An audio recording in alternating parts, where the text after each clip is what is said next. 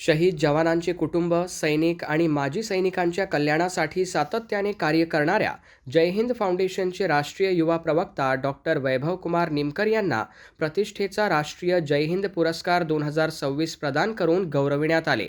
सातारा येथे आयोजित शहीद सैनिक कुटुंब सन्मान सोहळा 2026 मध्ये मान्यवरांच्या हस्ते त्यांना हा राष्ट्रीय सन्मान प्रदान करण्यात आला।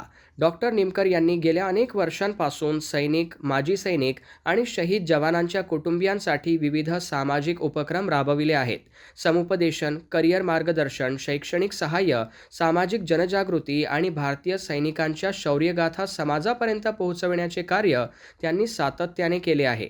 त्यांच्या या सेवाभावी आणि राष्ट्रनिष्ठ कार्याची दखल घेत त्यांना या पुरस्काराने सन्मानित करण्यात आले।